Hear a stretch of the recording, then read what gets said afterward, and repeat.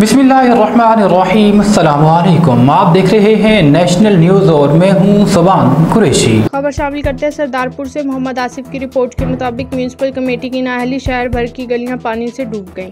तफसीलात के मुताबिक गुज़श्ता साल से यूनियन कौंसिल 39/2 की एवरेज मसाइल का इशू अपनी जगह, हालिया मुख्तसर बारिश ने पूरे शहर को पानी में डुबो कर रख दिया।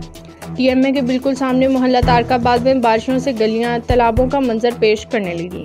गली लाला अब्बास वली, गली डॉक्टर इम्तियाज़ वली, गली गर्ल्स हाई स्कूल, शहरों का गुजरना दुश्वार। इसी शहर और इजाफी बस्ती सैयदा, गरीबाबाद, बस्ती हुसैनाबाद, मॉडल टाउन खालकाबाद, बस्ती 26 में बारिशों का पानी जमा, सेवरेज बंद होने से गलियां और नालियां नालों का मंजर पेश करने लगी। गुज़श्ता शाम डिप्टी कमिश्नर खानेवाल ने खुद आकर शहर का पानी निकलवाया, मगर DC के जाने के बाद मकामी इंतज़ामिया फ़ोटो सेशन तक महदूद। अहले कबीर वाला ने डिप्टी कमिश्नर खानेवाल से नोटिस लेने का मुतालबा करते हुए कहा, जब हालिया बारिशों से खुद डिप्टी कमिश्नर फील्ड में मौजूद हैं तो क्या बाकी इंतज़ामिया फील्ड में नहीं आ सकती।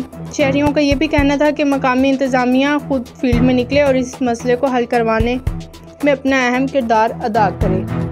मज़ीद सैनिटरी इंस्पेक्टर ने कहा कि जितने वसाइल हैं उसके मुताबिक काम जारी है।